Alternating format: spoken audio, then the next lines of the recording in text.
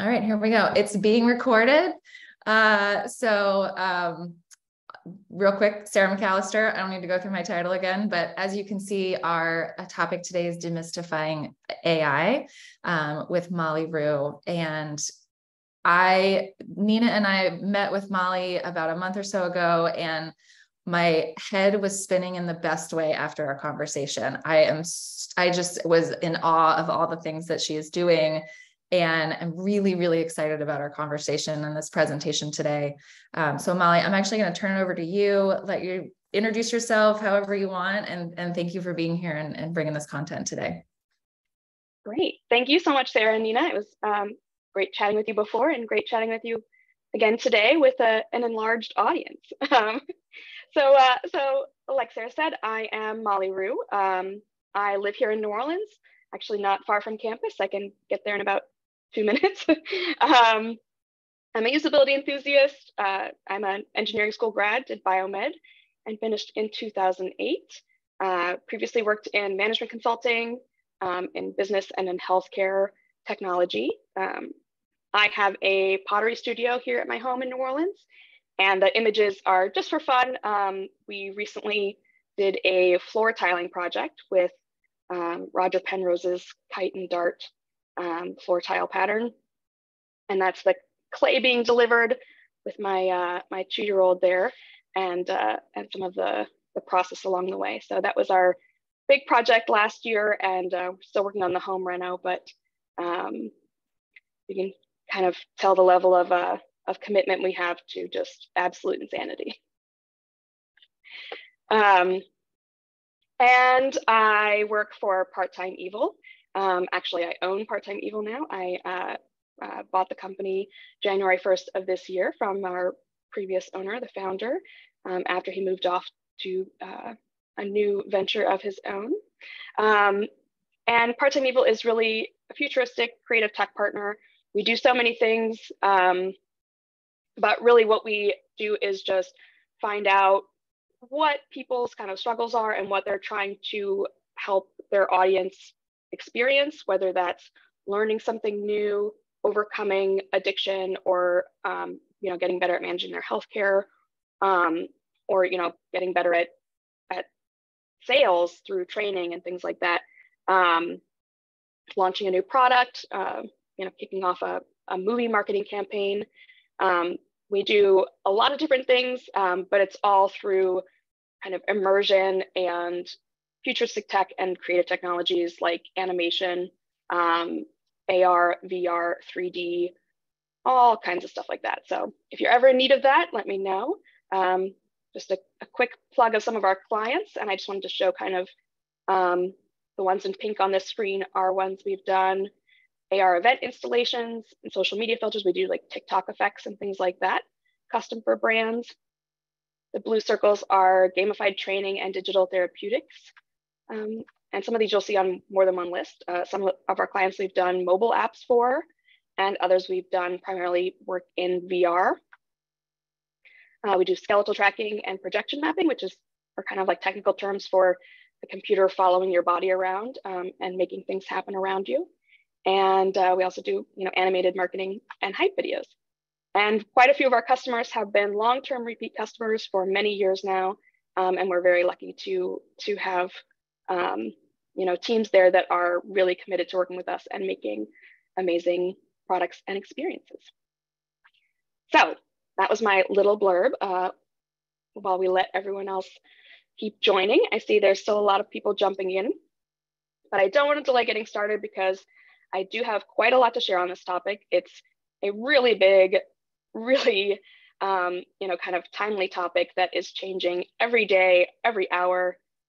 Even in the next 2 hours, I think the United States Government Copyright Office is releasing some new guidance on generative AI. So it really is kind of, every time you Google this, you're going to get new headlines and news around it. So we're going to show some of that along the way. But I'm hoping that when you leave today, you have a kind of more holistic understanding of what's happening in this space, some of the conundrums that people are having as they learn about it and adopt it and use it, and, and integrate it into their systems, and how it's affecting their jobs or might in the future affect their jobs. And then I also want to go over some of the tools that people are using now quite often or that you might hear about. And then hopefully we'll have time to do a quick demonstration of some of those tools so you can see them in action if you haven't had a chance to play with them before. So we're going to start with the intro to AI. What is AI? Well, I asked an AI to define itself. ChatGPT told me that AI refers to the simulation of human intelligence in machines that can perform tasks requiring human-like cognitive abilities. Of course, you can't stop there. I had to ask a lot of other sources for definitions, and many of them were more complexly worded, especially if you dive deeper into scientific papers, it gets very complex. But ChatGPT's definition was actually pretty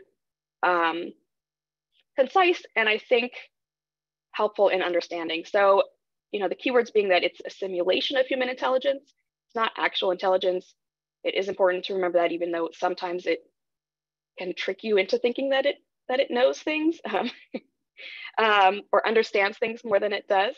And its primary duty responsibility is to perform tasks that require human-like cognitive abilities. And in some cases, it might be much better and faster at doing those tasks if it's mostly computational data analysis. And in some cases, it might struggle a bit. So here's a little Will Smith meme for you. Can a robot write a symphony? These days, possibly. What we've really been seeing on the news this year, though, with OpenAI, ChatGPT, Google Bard, all those things, is called generative AI, which is a specific subset that's just trained on patterns and structures, and then you prompt it and it creates something sort of new based on all of the other wide variety of information that it has and examples that it has. And that's kind of another thing. We're going to talk a lot about what a lot of people think it does versus what it actually does, and how that matters. So when you're using generative AI, there are things you can put in that are inputs and things that come out, and so in some cases you might be inputting text and getting out text if it's something like ChatGPT. If you're using an image generator, you might put in text and get out an image. You might put in an image and text and get out an image. But there are also versions of generative AI that output molecules. They'll output whole 3D models of objects, robotic actions. So you can kind of build movements based on prompts and things like that. Music, video.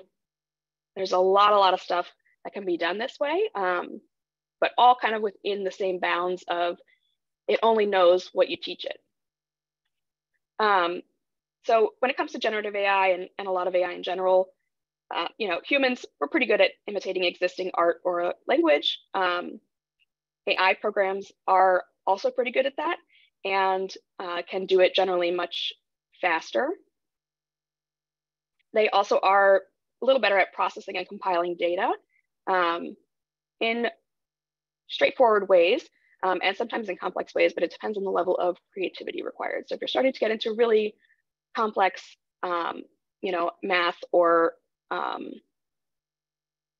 things that are maybe not as direct, that require a little creativity, it gets a little confused. Humans obviously make mistakes. My list is very long. And AI programs also make mistakes. And that's something that is kind of glossed over sometimes, but they are only as good as their programming and their training, and mistakes can be made. And in the same vein, they can also be quite biased. So depending on if you're generating images with an image AI, depending on the database of images that it was trained on, the outputs might look all one way or another. And we're going to talk more about that in the ethics section. AI cannot use intuition. It cannot create wholly new concepts. It can't understand underlying relationships, and it does have the benefit that it doesn't get cranky if it misses lunch, which I definitely do. But don't worry, I had some chocolate covered almonds right before this to hold me over. And I hope you eat as well today, don't forget. So speaking a little more on the limitations, this is, I think, one of the easiest ways to see what I mean by, taking a wide variety of things that it sees and putting those things together, based on what it thinks is in an image, versus actually understanding the architecture or the anatomy of a human or an animal, or the relationship between objects. So you'll see here that we've got a manatee drinking a beer, which was a pretty quick prompt I did a couple of months ago, actually, and it gave me this one that has 7 or 8 fingers, which is a common giveaway. Too many fingers, not enough fingers, limbs in weird places that don't make sense. Teeth are another really common place that generative AI visually struggles with, because it's kind of a strange thing, and they don't really understand the number of teeth that people are supposed to have and where exactly they're supposed to be. It just kind of pulls a lot of images together and gives you what it thinks looks like a mouth.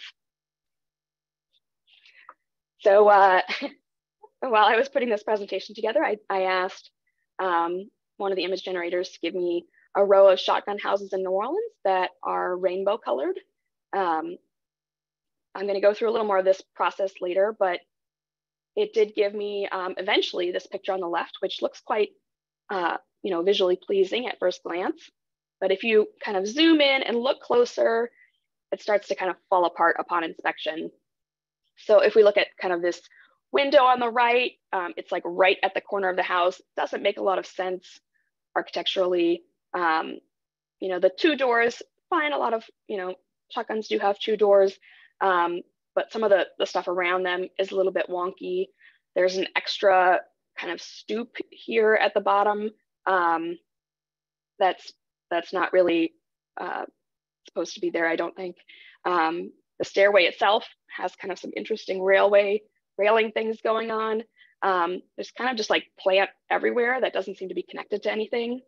That's kind of the stuff that you see, kind of if you're looking closer at AI generated content. And this is true both for images. It's a lot easier to kind of understand visually, but it's also true for things like ChatGPT and the language output. So it has that same struggle where sometimes it'll take a couple of different concepts, and without understanding truly the relationship between them, it will output something that is almost true or almost, kind of like meaning what you want it to mean, but there's something about it that's not quite right. And that's kind of one of the big limitations today of these tools. Another thing that you'll hear is that people will say, oh, everything is AI now, AI this, AI that, AI everywhere. All these programs that didn't used to be called AI are now called AI. Part of that is because it is popular now, of course, and people want to capture onto the excitement around it. If they did have AI and they maybe weren't talking about it before, it might be because there's more fear around it, or just kind of more reluctance to talk publicly about how their systems were working. But now they're seeing it more as a selling point and less of a trade secret, maybe. There are some differences between AI and algorithms. We've heard a lot about algorithms in the last 20 years since Facebook came around and started giving us the wall. If you were at Tulane in 2004, like I was, you were there when we had the Facebook. And we were one of the only, I think we're one of 7 universities that had it. So it was a big deal back in the day. But we've kind of come through this big, transformation with algorithms of understanding that, things are programmed to kind of sort through themselves and show you what you want to see and not what you don't want to see. And and really show you what it thinks everyone will want to see, and drill down. And that's, kind of an algorithm can do that, and an AI really could take that to another level. So it's really, an AI is kind of like a compilation of algorithms, but it's also trained on a lot more information.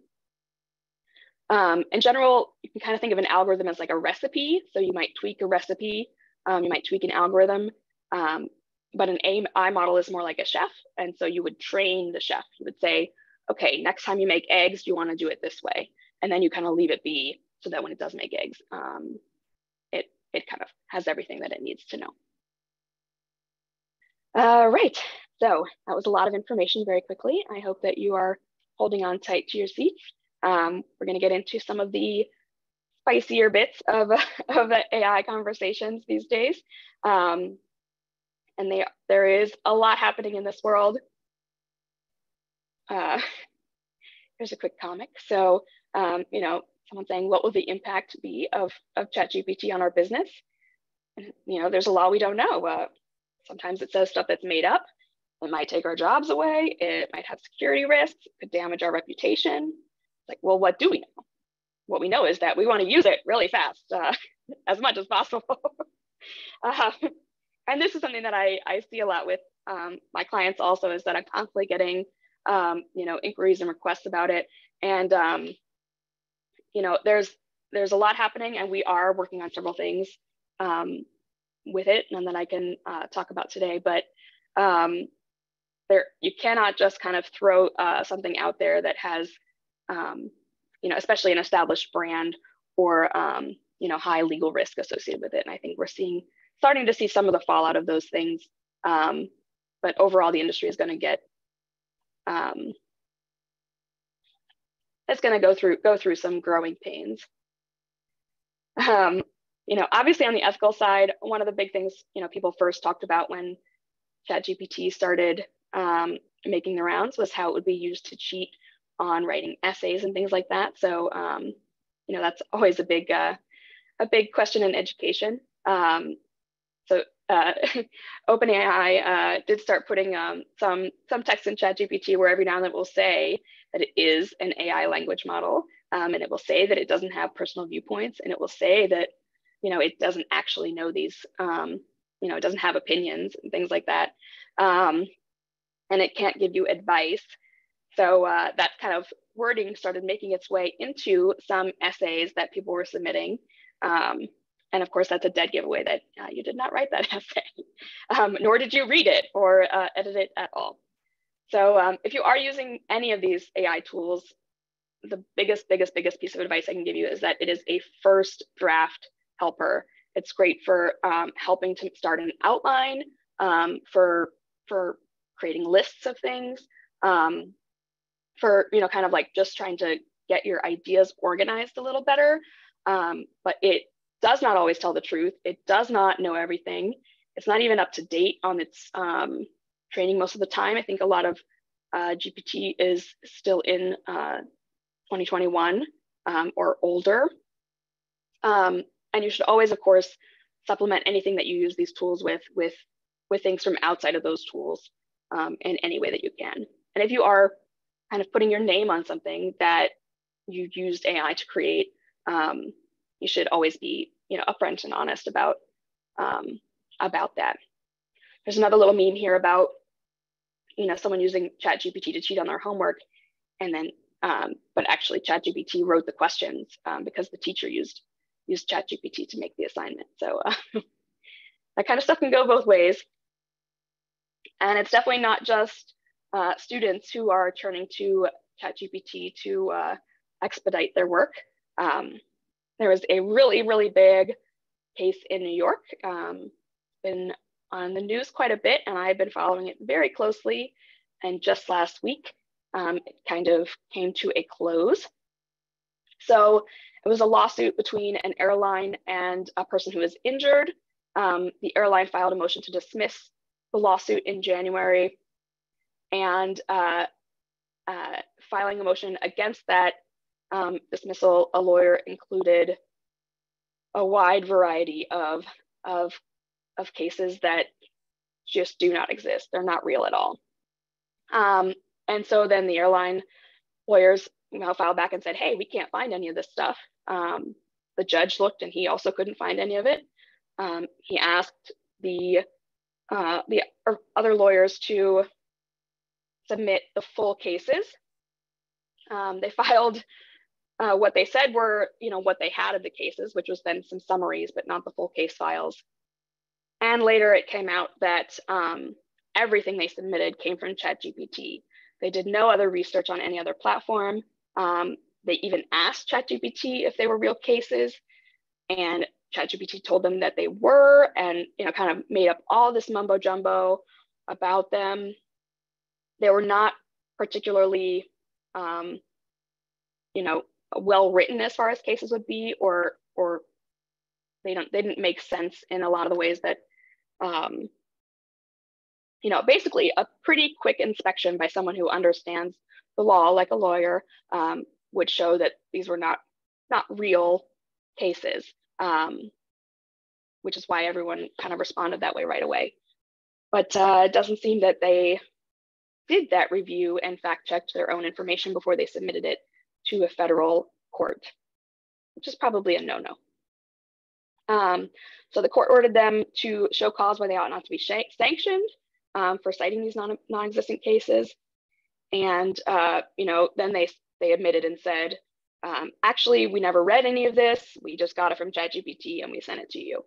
And, the judge said, that's not how this works. That's not how any of this works. It kind of turned into a big mess, but eventually the judge did sanction both of the lawyers involved in submitting the paperwork and their law firm. And in I think it was a 43-page filing from the judge when he did the sanctions. And on the second page, he said that if the matter had ended with the respondents coming clean about their actions shortly after, they received kind of notice that we couldn't find these cases, then things would be, quite different now. They wouldn't be being sanctioned. We would maybe have, taken it in stride as a lesson learned. But instead, they continued to double down. And it was, kind of like several months after they submitted it that they sort of started to say, oh, this might not be real. Page 21 of the 43-page filing, in the 51st, point of fact, the judge says, this is the last point of fact. The judge says, at no time has any respondent written to this court seeking to withdraw the fake cases or tell the court that they could no longer rely on it. And that's kind of critical, I think, when you are using these tools, it's like anything else where if you don't know for sure that it's real, don't rely on it to tell you if it's real. Always do extra fact checking, make sure you can find things in other places, and be more broad with your search. And if you do make a mistake and something, gets submitted somewhere, be really upfront about it, and don't try to pretend that it didn't happen. Another big topic in ethics of AI is how the AI models are trained. So what information they have access to when they're being, told how to think and how to create things. There is an artist, Greg Rukowski, and it's come out recently that his name is a more popular prompt on some of the image generating platforms than Picasso.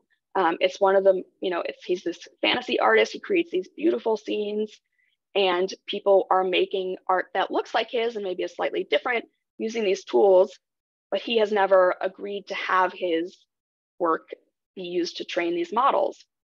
And in some cases, when AI pieces together images to create these outputs, they'll even have things like his signature in the image that it outputs. And obviously it's not his work. He doesn't want his signature on it. He doesn't want his work used to train the models at all to begin with. So there's been a big backlash about this in the last 6 months. A large portion of artists on the platform ArtStation kind of did a big takeover where they posted, no to AI on the platform. They didn't want AI generated art being placed next to their art. You can see one of these here has a bunch of extra fingers. And it did lead to quick changes. So now if you go to ArtStation and if you're looking for something, you can filter out AI generated art. And when you are uploading art of your own to share on ArtStation on your portfolio, you can select that you don't want your art to be used to train image generation models. Whether people follow that or not is another question. There are a couple of tools coming out now that help artists know whether they have artwork that's been used to train AI. So you can search your art or your name, and there's a new tool from UChicago that allows you to basically take your art and run it through a system that then makes it so that machines can't see it in the way that people see it. So it kind of puts in some things that are invisible to us, but that make it so that the computer can't use it for training. So that's kind of an interesting development, but we're gonna see where this goes. This is very much still an active conversation, and developments are happening, like the copyright ruling today that's supposed to be coming out. So that brings us to risks. There are quite a few of those if you are using these tools that kind of expand from those previous things. This is a cartoon where a guy comes in and says, "Oh, are you firing me?" And the boss says, "No, I'm not. I've put all my biases into this AI, and that's what's firing you." And the guy says, "This is like writing down you're fired on a piece of paper and blaming the paper for firing me." And that's kind of what's happening with a lot of these systems when we get into bias. So any computer program is susceptible to bias and error, like we said, depending on their coding and inputs. And AI is particularly susceptible to bias because of the way that it is trained and the materials available to it. So if you train an AI that's made to draw cats on all orange cats, and then just a handful of other cats, 97% of the time when you ask it for a cat, it's going to give you an orange cat. And that's kind of what these other systems are experiencing, is that if you tell it, oh, this is the ideal candidate for this situation, now help me find these ideal candidates. But if all of those, if most of those ideal candidates are white men, for example, then it's going to give you mostly white men, even if there are other, demographics or people that match the criteria just as well or better. So, it might learn things that you don't intend for it to learn, and then it's going to, kind of rely on that bias along the way. And typically legally, what's been coming out of this is that if you use a biased system, including a biased AI system, you are responsible for the discrimination that comes out of that. So, in housing, in banking, in hiring, things like that, you have to be very careful about any system that you use, especially AIs, and know kind of how they were trained and what it might be kind of hiding from you about the process that it uses to select people. Another big risk with using any of these AIs is that the language models especially tend to go off the rails every now and then. And this is an example from QuickBooks. I apologize for the quality of this image, but someone sent me this in a chat a couple of weeks ago. And someone was chatting with an AI, and they said, on the QuickBooks website, and said, "Hey, what's wrong with this? It looks broken." And the AI then basically said, "It looks broken because it sucks, and QuickBooks sucks, and it's not meant to do any of these things that you want it to do." And then, is this helpful? And not even a lot of things that it said is not even true. So it says, oh, QuickBooks never lets you do all these things when it actually does. So if you are, working with a company that's trying to use these tools, you have to make sure that the testing is very thorough, And there are some ways that you can control that, but mostly you can't. So you can kind of tune models, and ChatGPT and OpenAI that's kind of on the back end feeding a lot of these chatbots that people are using now. It does have a lot of different versions, and different types of the model yield different results. And they also do have a temperature setting in the prompt that helps you kind of control the randomness of the responses. So because they are non-deterministic, so you can say, hey, what's your favorite color? And it might say blue. And then 10 minutes later, you say, hey, what's your favorite color? And it'll say rainbow. And then 10 minutes later, say, hey, what's your favorite color? And it'll say, oh, I don't have a favorite color because I'm a chatbot. I'm not a person. And I don't know how to do favorites. And you might get all three of those responses without changing anything at all to the system or to your prompt. It's just that it's going to think, review its training, and review the options every time you prompt it. It's not going to just store a previous answer and give you that same answer again. So if you are testing one of these, you might say, oh, well, we asked it that and it answered just fine. And then 2 days later, somebody else asks it, or you ask it again, and you get a response that is not what you were looking for. These I'm going to just super quickly put on the screen. So they'll be on the video later if you want to go back and pause on them. But it's just some of the things that are specifically from OpenAI, just showing the variety in their models that they have. So this table is all of their text models that they offer APIs for, so that you can integrate into systems at your company or use on your own in any way. And they have all different price points, different training data, and different use cases, and different success levels. So depending on what's on the back end, you might get very different outputs from very similar bots or products. So that was a lot. I promise not to get any more technical after that. So another one of the risks with AI these days is legal ownership and exposure.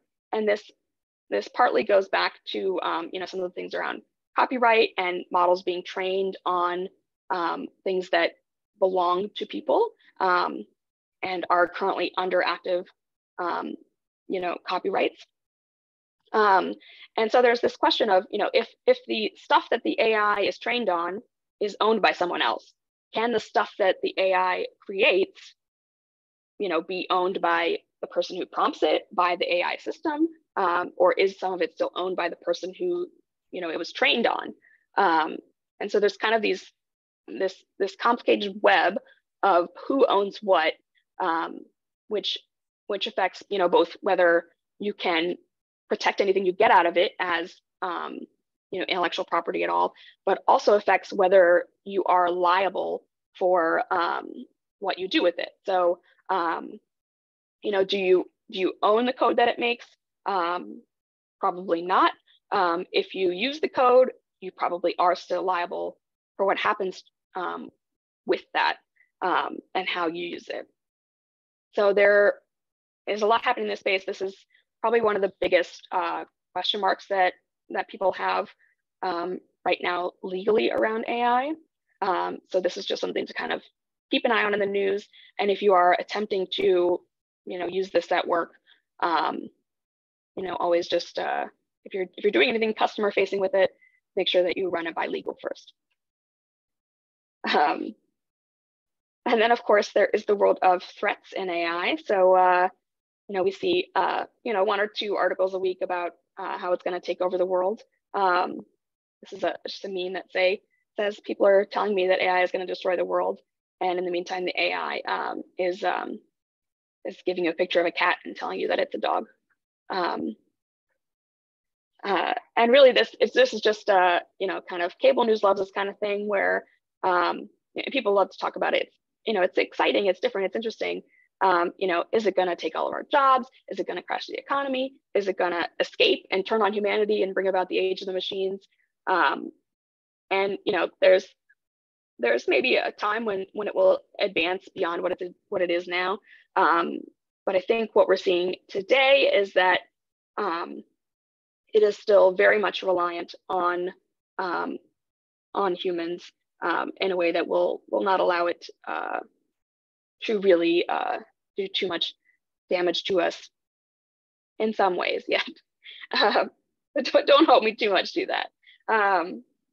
There's two tweets on this page. One is a young woman. This is kind of a famous tweet from a few years ago, where a teenager's mom took her phone away, and so she couldn't tweet, and so she tweeted through her refrigerator. And so you can see on the tweet that it says, it came from the LG smart refrigerator, and that's just kind of a small bit of commentary on how interconnected all our devices are now, and just how all of these systems can talk to each other, and how AI might be in your fridge soon, keeping track of what you have and what you don't, and making your grocery list for you. And whether or not that works well enough to rely on is a question for once it's out in the world. Another tweet is, they never told me which machine, so I've been raging against toasters. Is that right? It's a good question. There are a lot of things, both, I know this is very tongue-in-cheek, but we don't really know what a lot of this is going to be doing yet. And I think any commentary on it, being really dangerous from a kind of apocalyptic perspective, is quite ahead of its game there. And now we're going to talk about opportunities. So in the last week, we did talk about, people wondering, will AI take my job? And on the other side, you have someone saying, oh, AI will take my job. And a lot of this really depends on, kind of, how the world reacts to some of these tools that might, very quickly or over kind of a long time, reduce the need for people to be doing relatively repetitive tasks, and reduce the amount of time that we have to spend, in offices or in front of computers and things like that.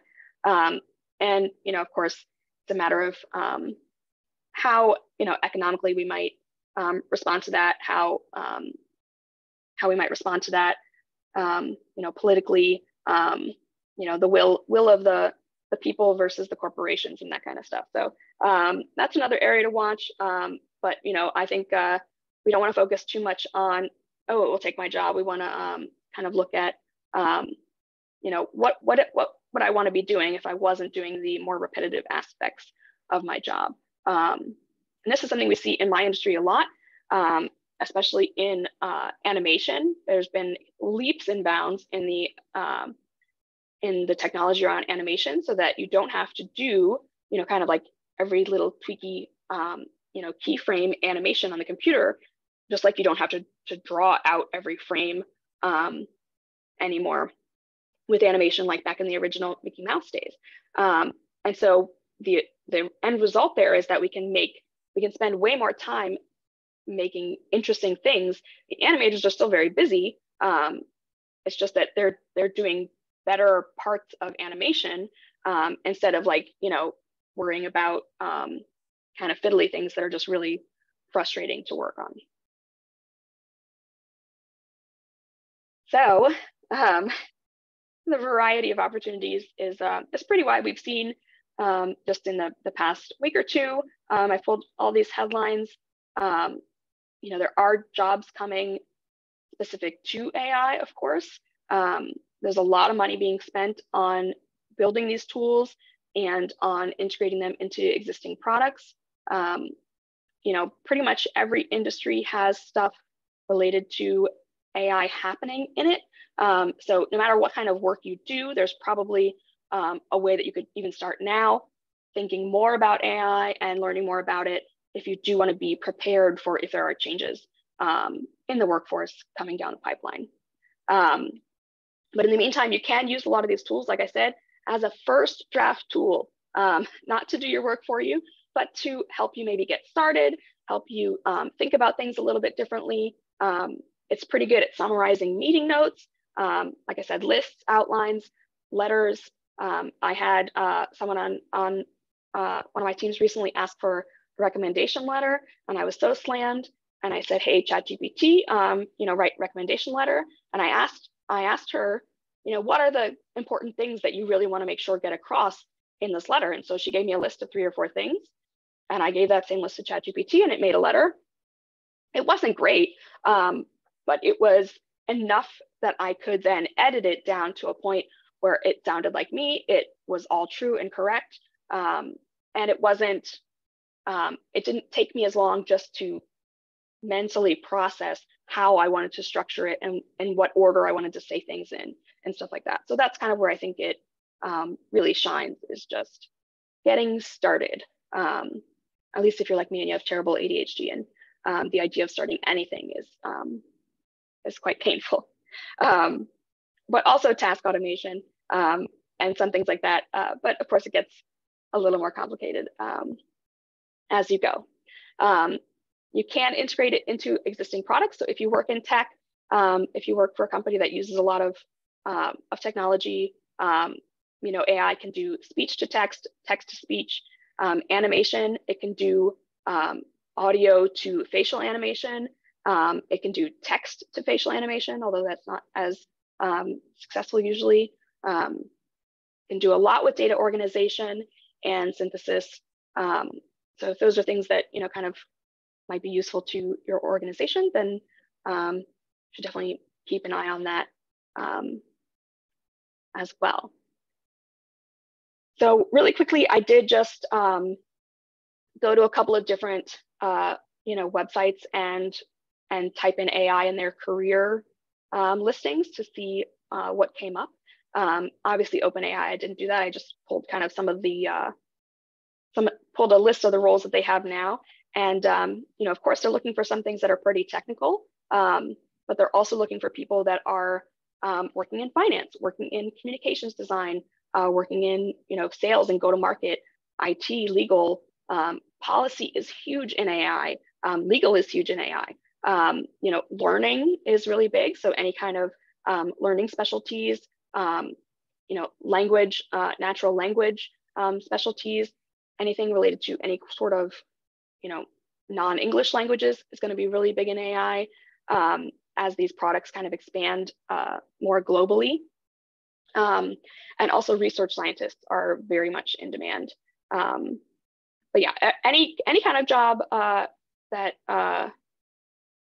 you kind of sit at a desk and do now, there are jobs for that in the AI field kind of right now. So you just got to keep an eye on that.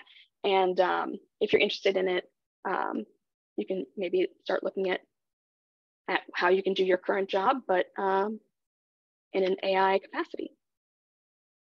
So we are going to talk about a couple of the tools that exist. A question that I think gets asked a lot is, what's the best AI tool for insert task or problem here? And my answer is chances are, especially after the last 6 to 8 weeks or so, things have really gone crazy, but chances are it's the one that you're already using. So the vast majority of popular business software companies have already released an AI tool or integration within their existing products. So if your company has a Canva subscription or a GitHub subscription, or you're using DocuSign, all of the companies right here have AI integrations now, and you can use them kind of within your existing workflow. And obviously that's easier than learning a whole new software, migrating things over, that kind of stuff. So I do highly recommend that if you are using any sort of tool at work right now, that you just find out if there already is AI in it, and if so, how to use it. So you can just kind of search, HubSpot AI, and then it will tell you all about what the AI, options are within HubSpot, what they have now and what they have coming. In all of those companies, there are things that they have today available, and then there are things that they are planning to release very soon. I think we're going to see pretty quick movement there. Many of them are running on kind of 3 or 4 of the same backends, including primarily OpenAI's kind of trained models. So keep that in mind, that even any of these really big name tools embedded are not as trustworthy or predictable as we would want them to be. So in the sense that they can give you wrong answers, and they can give you something that maybe doesn't logically make sense in context, and things like that. So just remember that it's a first draft tool, and even if it's embedded somewhere, that it's likely to need to be edited and updated and tweaked. If you're looking for a tool, kind of within an existing software and you can't find it, or it's not straightforward, I recommend contacting a sales rep, ask for a demo, even pretend like you've never used that software before, and say, hey, I'm interested in switching to your software, but I'm wondering what kind of AI stuff you have. And often in that case, they will tell you, they will give you more information than it might be easy to find just kind of searching around. Most of these tools also have training videos either on the software's website, or YouTube is your friend. Highly recommend looking for how-to videos on YouTube.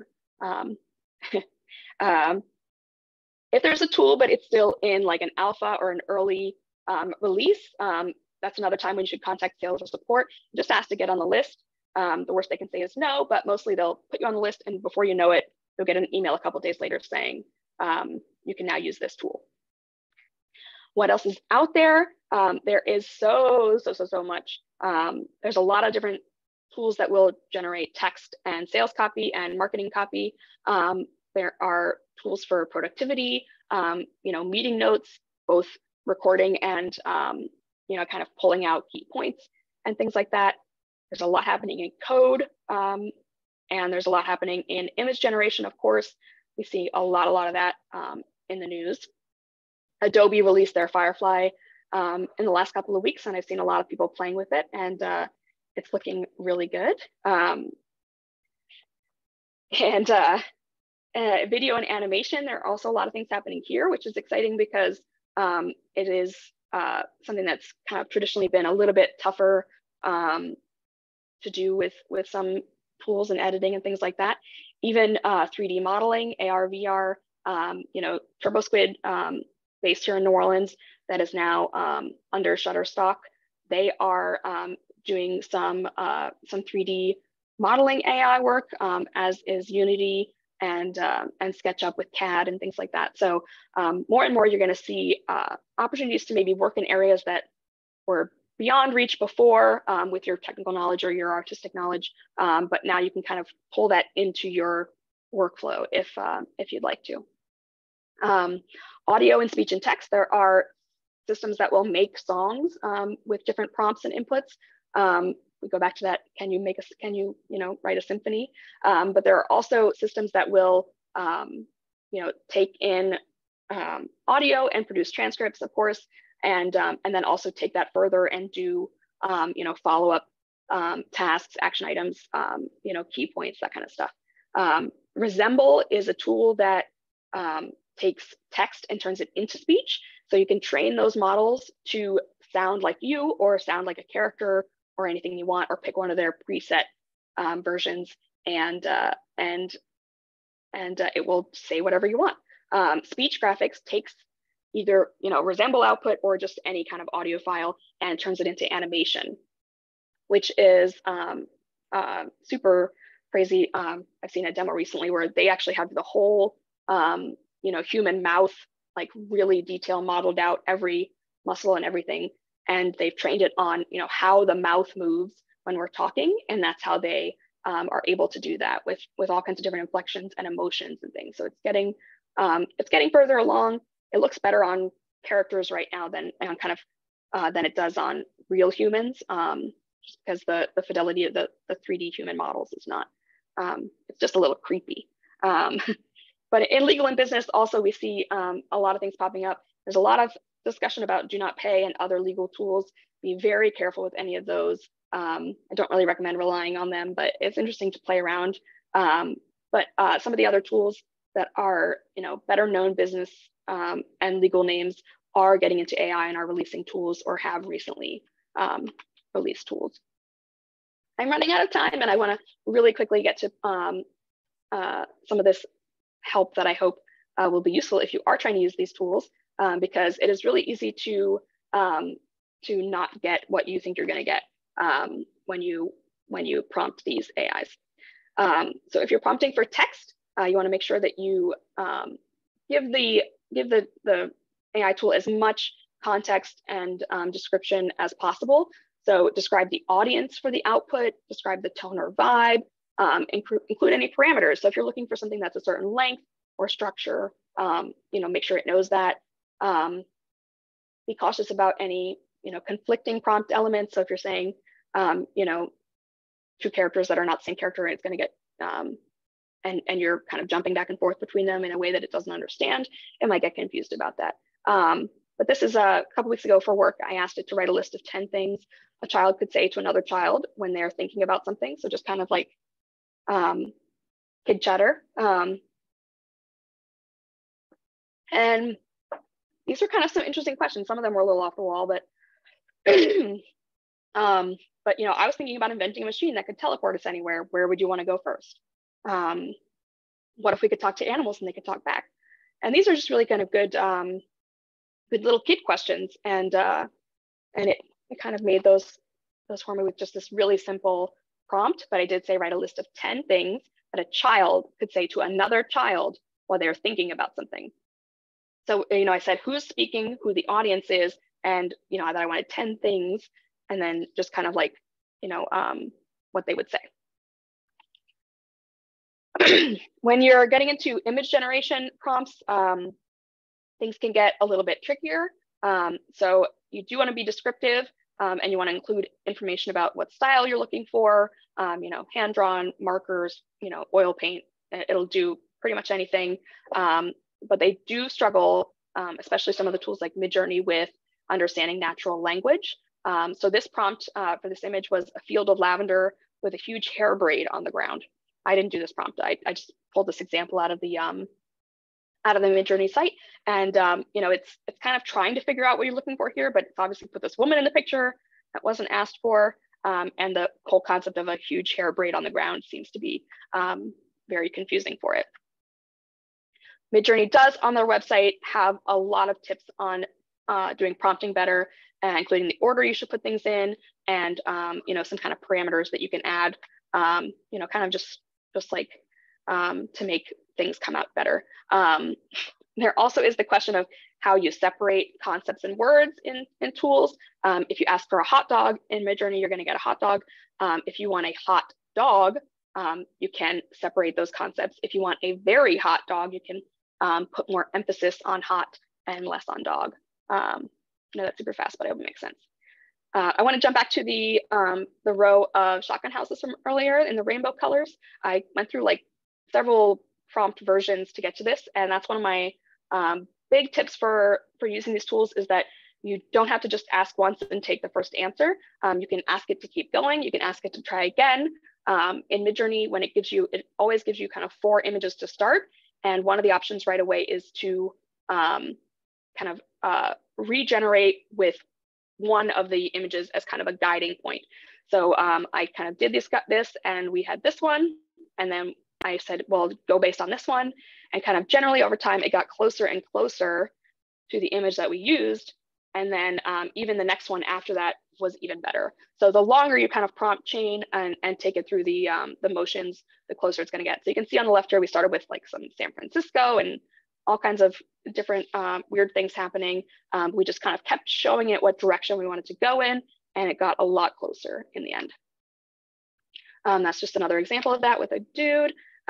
Here's a quick example of someone using 2 images they generated in Midjourney and then taking them into the Adobe AI and kind of just having the Adobe AI help it piece them all together to create something different. So you can do a lot of transformation with these tools. And when it comes to prompting, more isn't always better. We want to make sure that it's clear more than it's kind of like long. Because because you don't really want Princess Peach with a Mario face, and also 2 different versions of her. So I know that we are super short on time, so I want to pause here and ask Sarah if there are questions we should discuss, or if we want to see some stuff in action. So we don't have any questions yet. If you want to do the demo. Great. Let me see. Can you see that? Okay, yeah. So if we do pull up ChatGPT, it's just chat.openai.com, and we can ask it for literally anything. So we could say, tell me, or let's say, write a 500-word bedtime story about butterflies for a 5-year-old girl. And it's going to say, this story, and that's a pretty simple prompt, not a lot to it. And you can see it's very fast with how quickly it throws things out there. It'll be interesting to see how close it gets on the word count. It seems like it might have passed what we were looking for a little bit already. But it's really going at it. So, dear little one, if you see a butterfly dancing in the meadow or fluttering by your window, remember the magic they hold. I'm trying to see if there's the butterfly is named Sparkle, tickling her nose. Okay, so we're gonna just kind of take some things from that. Oh, and we're gonna go over here to Midjourney. And in Midjourney, you can it's all in Discord, so you can see kind of what other people are prompting and what outcomes they're getting, which is always kind of fun, because sometimes you see things and you're just like, what is happening here? Like, what are you trying to achieve? You could see a lot of work in progress there. But we're just gonna say, imagine, just how you prompt in Midjourney, what did we say, 5-year-old girl with a sparkly butterfly on a beautiful day outside. And Midjourney is going to tell us that it's waiting to start. It's queued it up, and then it's going to give us 4 images, and then we can kind of go from there if we want to think about that. Let's see how long it takes. Now, we didn't give it any information about what style we wanted this to be, but we could have said photorealistic. We could have said cartoon. We could have said anime style. We could have said Pixar style. There's a lot of different kind of keywords that work for getting the direction that you want things to go. But what I like to do is just kind of throw something in there to start and see what it comes up with, and then narrow down from there. So we're still waiting to start. Looks like it might be just a really busy time for them right now. But in the meantime, while you're waiting, you can always kind of scroll and see what other people are doing. So yeah, that's interesting. Here's George Washington playing the piano with fireworks in the background. And this is kind of an interesting one of those scenarios where it doesn't know what emphasis to put where. So it's got kind of fire all over the place. It's like he's playing the piano that's actively exploding almost. So that's where you can kind of use those double colons just to separate things a tiny bit. It really does, I think, because a lot of the images that it was trained on, it does like to randomly put blood on things if it's in any way kind of a, if you ask for something evil, they'll come out really bloody. So sometimes when I prompt, I have to say no blood. And even then it gets a little confused by that. But you can see, people are using the same, slightly modified prompts, running variations to gradually get closer to what they are looking for. So you will see a lot of the same kind of, we've seen like 4 versions of this already. Obviously this is like not what they're looking for as far as, what's on the table here. Money, gold, bricks, and weapons. it's trying, but it's really struggling to figure out what that should look like. But the further they go with that prompt and trying, the closer they'll get. Here's George Washington playing the piano again, in the style of one particular artist. Another version of George Washington playing the piano. And it's always funny because you have no idea what these are for. It's just, interesting to see what people are doing on here. Molly, there's a question. Is Midjourney available to everyone? Is it just an open? They do have a trial that is sometimes available to test out. But otherwise, I think almost all of the image generating AIs now require some sort of either kind of credit system or a monthly payment. I think Midjourney starts at $10 a month, or possibly 15. But yeah, you can kind of get basically unlimited access for like $10 or $15 a month if it's something that you think you would use pretty often. If you want to just do something that's more fun, you go to Crayon, and that's where we can say, sparkly butterfly, and it kind of gives you a couple of options. And it's going to tell me that it's going to take a minute because I don't pay for this. It's also got ads everywhere. And I do have an ad blocker, but it won't let me run my ad blocker on this site. I have it turned off on this site because otherwise it doesn't let me get that far. You're welcome, Elizabeth. I know we're over time, but thank you all for coming today. It was a pleasure chatting with you. I hope that I didn't talk too fast, but it was a lot to get through, and I'd love to talk about it more with you anytime. Let me see if they are definitely quite overloaded right now. Molly, what's the best way for people to get in touch with you if they have questions or want to connect? So Molly at parttimeevil.com is my email. You can also do hi@parttimeevil.com. If you pick up your phone and open your camera and scan either of these QR codes, you'll get my LinkedIn or my contact card that will just put that my Molly at parttimeevil email in your contact book. So address book. Awesome. We'll add your LinkedIn to our follow-up email with the recording as well.